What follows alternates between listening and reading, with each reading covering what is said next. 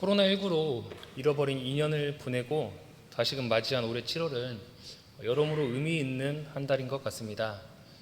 전주 강림교회 창립 41주년이 되었고 40년 교회 역사를 담은 책자가 출판되었으며 또한 교회의 역사를 함께 공부하고 논의하며 새로운 40년을 준비하는 한 달이었기 때문입니다. 하여 7월의 마지막 주일인 오늘 우리 교회가 어떤 모습의 교회로 세워지는 것이 하나님께 합당한 모습일지 고민하며 우리 함께 말씀을 나누고자 합니다. 우리 교회가 벌써 40년이라는 역사를 지니게 되었으니 지역 교회에서도 이제는 제법 어른의 축에 드는 교회라고 할 수 있을 것 같습니다.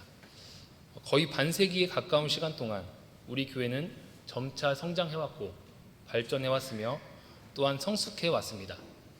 그럼에도 오늘 제가 성장을 넘어 성숙으로 향하자고 말씀드리는 이유는 우리 교회가 양적 성장보다는 신앙적 성숙에 더욱 초점을 맞추어야 할 때가 되었다고 생각하기 때문입니다. 코로나19는 우리 사회를 정말 많이 바꾸어 놓았습니다. 가장 피부에 와닿게 바뀐 것은 마스크 없이 외출하는 것이 상당히 어색하게 되었다는 것입니다. 제 둘째 아이가 이제 20개월인데요. 이 녀석도 마스크를 쓰지 않으면 집 밖으로 나가지를 않습니다. 신발을 신고 현관에 서서 자기 마스크를 내놓으라고 막 낑낑대고 있어요. 이제는 실내에 들어갈 때 마스크가 없으면 주춤거려지고 또 큰 실례를 범한 것과 같은 사회적 분위기가 형성이 되어버렸습니다. 팬데믹은 자영업자분들에게도 크나큰 어려움을 안겨주었습니다. 모임을 가질 수도 없고 또 길거리에 사람들이 돌아다니질 않으니 자영업자분들이 감내해야만 하는 피해는 이만저만이 아니었지요. 이로 인해 가게를 운영하던 사장님들은 가게 문을 닫고 배달 일을 하며 생계를 유지하였고 그렇게 하여 가게를 지켜내었습니다. 그럼에도 너무 힘들었던 어떤 분들은 극단적 선택을 하기도 하였습니다. 2년이라는 시간 동안 경제적 어려움을 견뎌내기 위해 불가피하게 직원들을 해고했던 사장님들은 이제는 직원을 구할 수 없는 인력난에 시달리고 있습니다. 코로나19가 우리에게 또 다른 문제점을 안겨주고 있는 셈입니다. 그뿐일까요? 이분들 못지않게 힘든 시기를 보내야만 했던 분들이 있습니다. 바로 매일의 끼니를 걱정해야 하는 이웃들입니다. 이분들은 매일 무료 급식소를 찾아가서 허기진 배를 채웁니다. 하지만 코로나19의 확산으로 사회적 거리두기가 강화됨에 따라 무료 급식소 운영을 중단할 수밖에 없었고 더 이상 이분들은 무료 급식소를 이용할 수 없게 되어 어쩔 수 없이 배를 골아야만 했습니다. 그리고 때로는 밥을 먹기 위해 멀리 있는 급식소까지 이동을 해야만 했습니다. 학교의 급식에 의존하던 결식 아동들도 마찬가지이죠. 이 아이들은 학교에 가야 밥을 먹을 수가 있는데 코로나19 확산으로 인해 학교가 휴교를 하게 되자 더 이상 밥을 먹을 수가 없게 되었던 겁니다. 또한 학교 수업이 비대면 온라인으로 진행되면서 컴퓨터와 같은 전자기기가 없는 가정의 아이들은 학업에 공백이 생기게 되었습니다. 이처럼 코로나19는 우리 사회에 많은 것을 바꾸어 놓았고 소외된 사람일수록, 연약한 사람일수록, 그리고 가난한 사람일수록 더욱 가혹한 대가를 치러야만 했습니다. 참 안타깝고 또 부끄러운 것은 코로나19 대확산의 상당 부분 책임이 기독교 관련 단체에 있었다는 것입니다. 대구발 신천지 감염 사태, 그리고 정광훈 씨와 사랑제일교회의 광화문 집회, 그리고 광주 IM 선교회와 인터콥과 같은 기독교 관련 단체로 인해 코로나19가 더욱 많이 확산되었습니다. 이러한 사건들 때문에 교회는 더욱 위기에 처하게 되었지요. 코로나19로 인한 팬데믹은 우리에게 교회의 존재 이유에 대한 다음과 같은 근본적인 질문을 던지는 계기가 되었습니다. 우리 사회 안에 교회가 왜 존재해야만 하는 것인가? 교회가 구원의 방주라고 하는데 코로나19로 신음하고 있는 이 사회를 교회는 어떤 식으로 구원해내고 있는가? 개교회라는 자신들의 미시적 공동체만을 지켜내기 위해 한국 사회라는 거시적 공동체를 낭떠러지로 내몰고 있는 어리석은 일부 교회들이 과연 교회다운 교회라고 할 수 있겠는가 하는 이런 질문들이 우리 안에 생겨나게 되었습니다. 이 질문들에 대해 우리는 어떤 대답을 내놓아야 할까요? 코로나가 터지기 이전부터 회자되었던 말이지만 이제는 모두가 입을 모아 교회를 향해 이렇게 말을 합니다. 이제 교회의 성장은 끝났다. 저는 이 말에 전적으로 동의합니다. 그들이 말하는 성장은 이제 더 이상 없을 겁니다. 십자가만 세워놔도 알아서 사람들이 몰려들던 그러한 시대는 이제 끝이 났습니다. 교회 성장이 끝났다고 하는 첫 번째 이유는 급격한 인구 감소 때문입니다. 출산율 저하로 인한 가파른 인구 감소는 교회뿐만 아니라 사회 전반에 영향을 미치고 있습니다. 그 거대한 물결 속에서 교회도 예외일 수는 없으니 더 이상 양적으로 성장하기를 기대하는 것은 어렵게 되었지요. 교회 성장이 끝났다라고 생각하는 두 번째 이유는 우리가 직면한 사회 문제에 대해 교회가 신학적 대답을 내놓지 못한다는 것 때문입니다. 교회는 인류가 맞닥뜨리고 있는 여러 문제들에 대해 신학적인 답변을 내놓을 수 있어야 합니다. 기후위기 문제, 보건위기 문제, 빈부격차 문제, 사회 안전망에 관한 문제 등과 같은 여러 문제들에 대해 답변을 제시하고 교회가 앞장서서 사회를 변혁시킬 수 있어야 합니다. 하지만 교회는 고도로 지성화된 현대 사회에서 여전히 반지성주의에 매몰되어 있습니다. 고민하지 않고 토론하지 않으며 질문하기보다는 무조건 믿으라라고만 말합니다. 믿는 것은 어렵지 않죠. 하나님이 세상을 창조하셨다는 것도, 모세가 홍해를 갈랐다는 것도, 그리고 예수님이 천의 몸에서 태어났다는 것과 죽은 지 3일 만에 다시 살아났다는 것 모두 믿는 것은 어렵지 않습니다. 정말 어려운 것은 그 안에 담긴 하나님의 뜻을 찾는 것이며 그 뜻을 내 삶에서 실천하는 것이 가장 어려운 것이지요. 우리가 살아가는 사회는 인류 역사상 과학이 가장 고도로 발달한 사회입니다. 이전에는 세상에서 관찰되는 모든 현상과 의문들에 대해 종교가 대답을 했다면 지금은 과학이 대부분의 질문에 대해 답변할 수 있게 되었습니다. 그렇기에 민중들 안에서 교회의 입지는 점차 축소되었습니다. 또한 교회 안에서 질문하는 것은 비신앙적인 것이라고 치부해 버림으로써 대중들에게 신뢰를 잃어 더 이상 성장할 수 없게 되었습니다. 그렇다면 이제는 진짜 교회의 성장이 끝나버리고 퇴화하는 길만 남겨진 것일까요? 저는 교회가 양적인 성장이 아니라 성숙해지는 성장을 해야 한다고 생각을 합니다. 사람이 태어나서 성인이 되기까지 점차적으로 키가 자라고 몸집이 자라며 성장을 하는데 성인이 되면 이 육체적 성장은 끝이 납니다.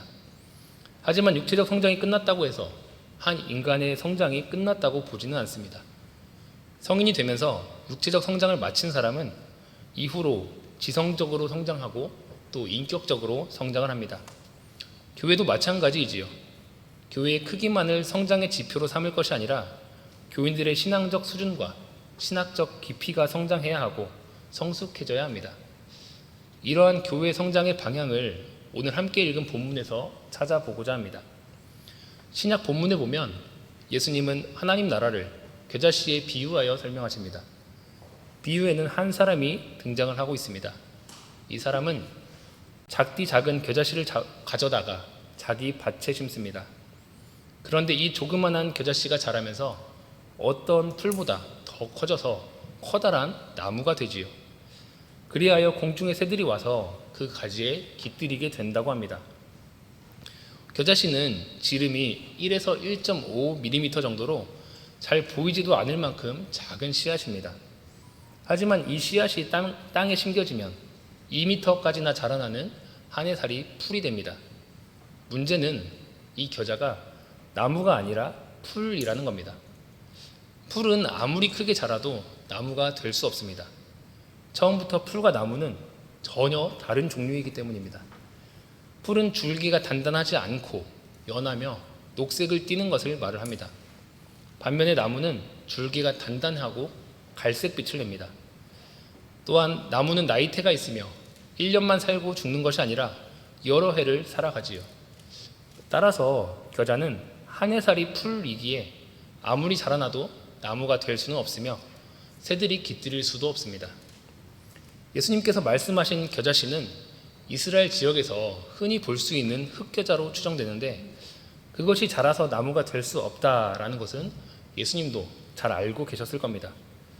그러므로 이 비유에서 말하고자 하는 것은 작은 겨자씨가 커다란 나무로 성장한다는 것이 아니라 이 작은 겨자씨가 전혀 새로운 존재로 탈바꿈 된다는 것입니다. 몸집이 커지는 성장을 넘어 존재론적인 성장인 성숙을 향해 나아가는 것이지요. 그리고 이것이 앞으로 새로운 40년을 걸어가야 할 우리 강림교회의 방향이 되어야 합니다. 40여 년 전 은성교회로 시작한 우리 강림교회는 정말 겨자씨처럼 매우 작은 공동체였습니다.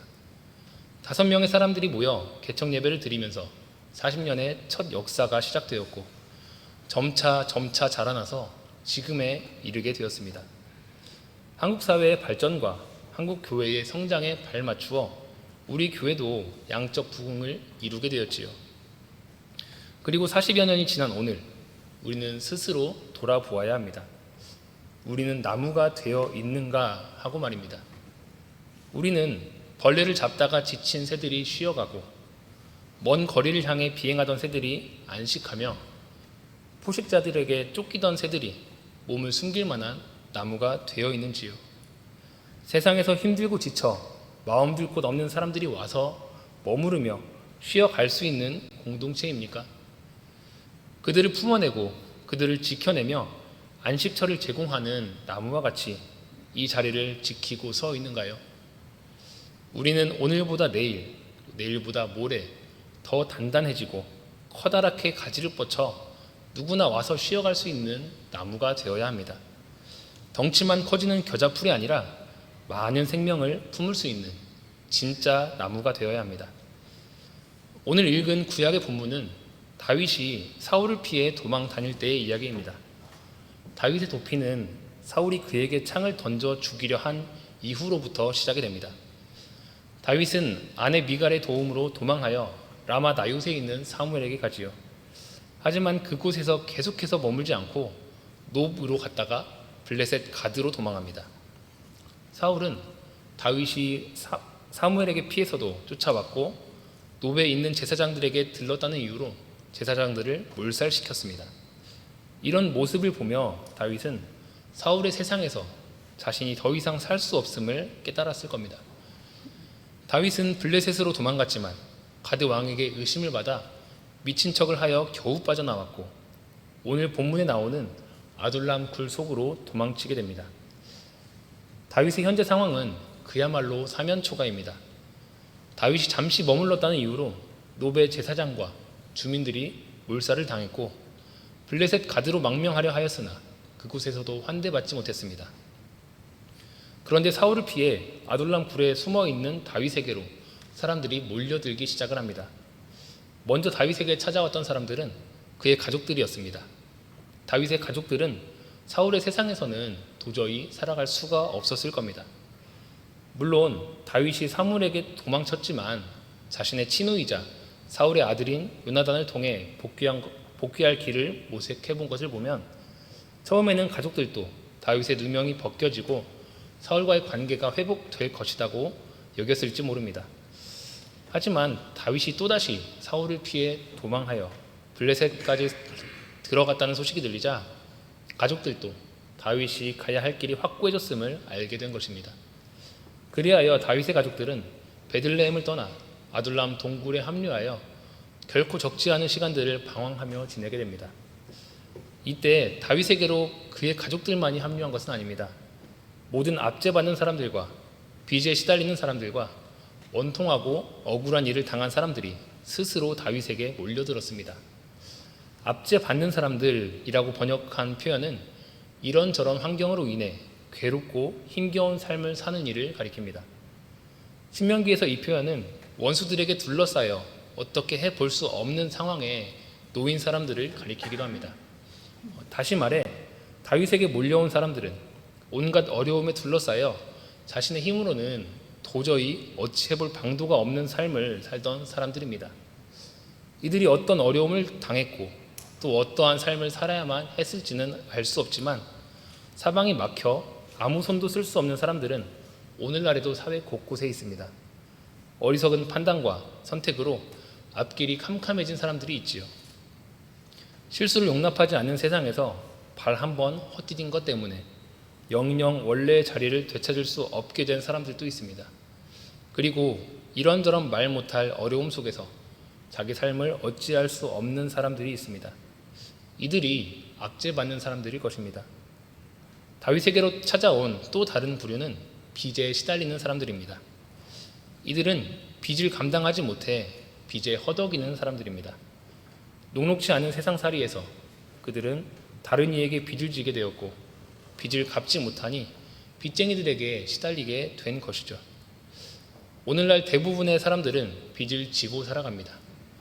빌릴 때는 쉽지만 막상 빚을 지고 나면 그 무게감은 시간이 흐를수록 더욱 커지게 되고 모두 갚을 때까지 빚의 독촉 속에 살아가게 됩니다.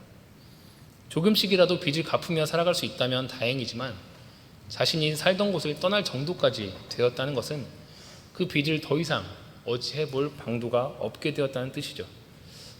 마지막으로 다윗에게 찾아온 세 번째 부류의 사람들은 원통하고 억울한 일을 당한 사람들입니다. 마음이 원통한 사람이라는 표현은 욥기에도 등장을 하는데요. 욥은 자기 자신을 가리켜 그렇게 표현을 합니다. 또 새끼 잃은 곰이 격분하는 모습을 표현할 때 쓰이기도 합니다.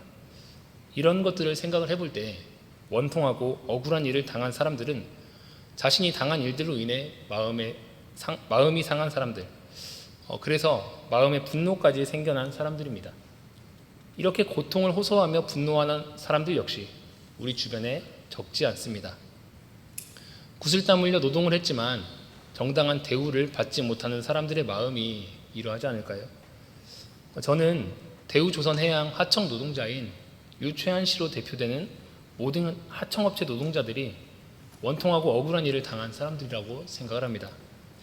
엽기적 살인을 저지르고 탈북했던 북한 살인자들의 인권은 그토록 소중히 여기면서 고작 0.3평의 철제 구조물 안에 갇혀있는 우리 노동자의 절규는 공권력을 동원해 묵살해버리는 이 나라가 제가 보기에는 사울의 세상과 상당히 겹쳐 보이는 것 같습니다.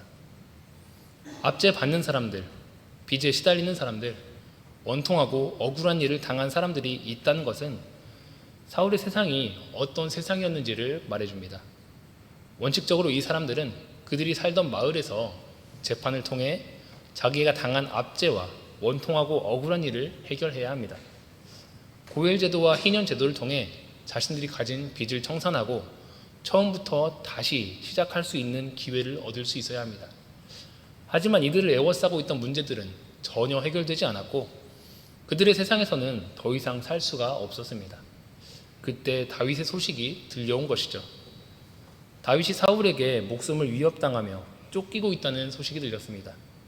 그러자 이 사람들은 스스로 다윗에게 몰려듭니다.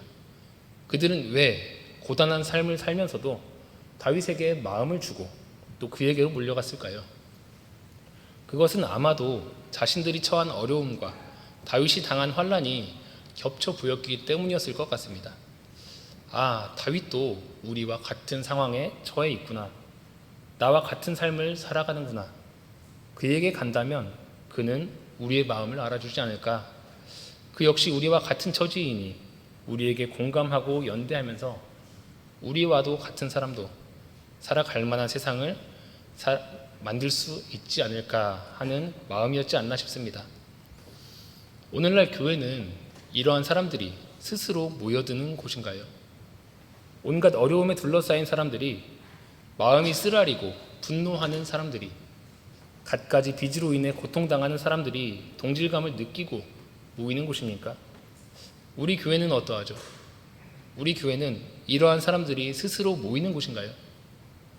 조금만 실수하면, 조금만 뒤처지면 도저히 다시 올라설 수 없는 이 끔찍한 세상에서 저기에 가면 내가 살 수 있겠다.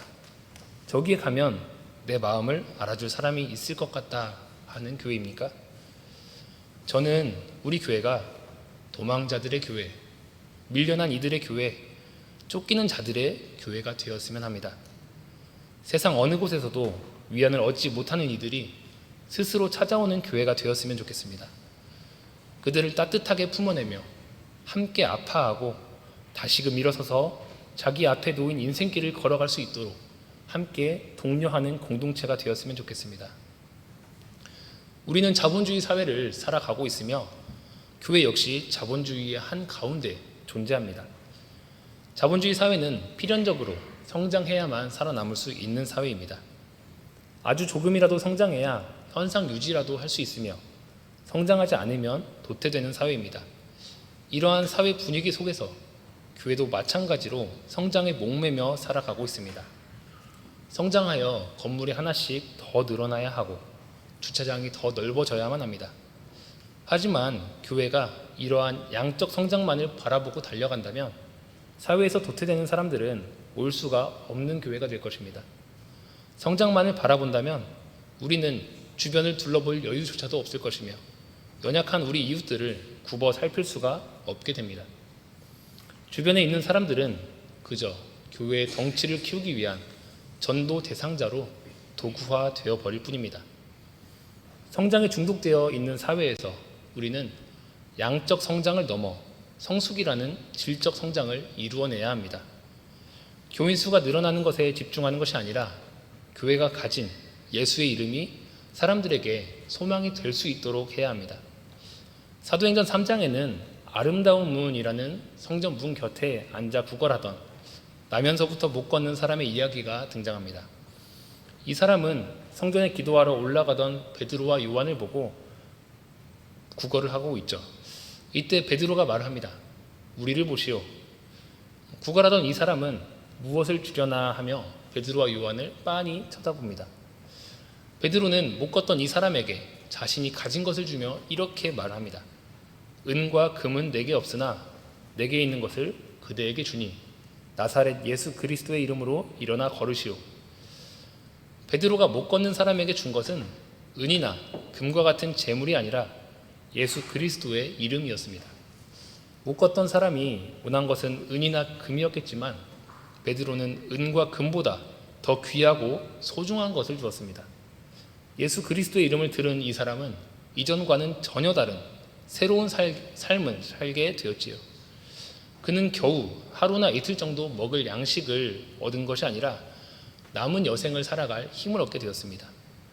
보건 위기와 경제적 위기로 어려운 이 시대에 우리는 세상에 무엇을 줄 수 있을까요? 대학생들은 식비가 너무 올라 끼니를 건너뛴다고 합니다. 노숙자분들도 식비를 감당하지 못하고 자주 굶는다고 합니다.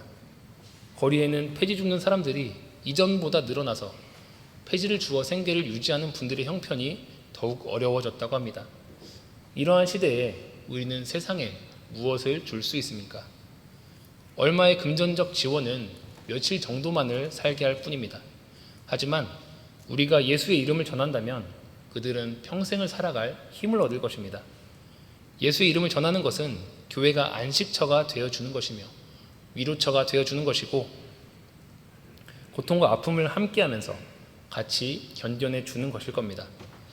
마치 예수님께서 당대에 가장 천대받던 사람들과 함께 하셨던 것처럼 말입니다. 41주년을 맞이하는 우리 교회는 이제 성장을 넘어 성숙을 향해 나아가야 합니다. 어른된 교회로서 주변을 살피고 이웃을 돌보아야 합니다. 교회를 향한 시대의 요청은 성장을 쫓는 교회가 아니라 성숙을 향해 진일보하는 교회입니다. 우리 교회는 이 땅에 있는 수많은 교회 중에 또 하나의 교회로 남고 말 것인가요? 아니면 하나님께서 꼭 필요하다고 여기는 교회가 될 것인가요?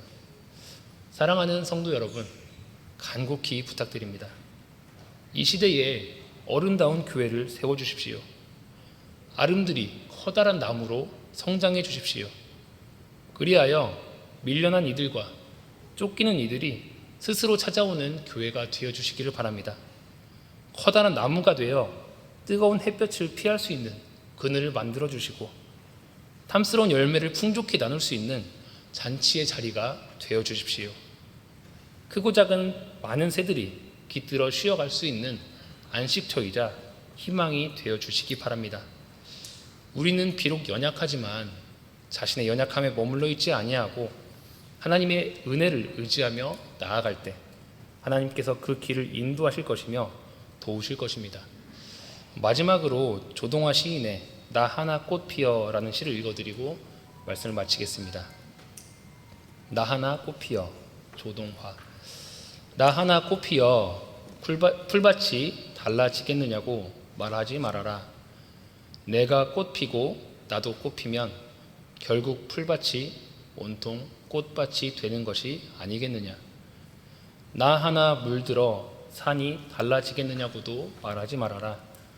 내가 물들고 너도 물들면 결국 온 산이 활활 타오르는 것 아니겠느냐. 기도하겠습니다. 우리를 하나님의 은혜 가운데로 초청하시는 주님, 주님께서 우리에게 허락하신 은혜가 나 자신의 영달이 아니라 많은 사람을 품어낼 수 있는 나무로 성장하는 것임을 이 시간 되새겨봅니다. 새로운 40년을 맞이하는 우리 교회가 자신의 연약함에 집중하지 않고 하나님의 능력을 의지하며 성숙해지게 하옵소서. 커다란 나무로 성장하게 하시옵고 연약한 이들이 스스로 모여드는 아둘람 동굴과 같이 되게 하여 주옵소서. 하나님 나라가 말에 있지 아니하고 능력에 있음을 온 세상에 나타내는 교회가 되게 하여 주옵소서. 너도 꽃 피고 나도 꽃 피어 온 세상을 꽃밭으로 바꾸어내는 주님의 교회가 되게 하여 주옵소서. 예수님 이름으로 기도합니다.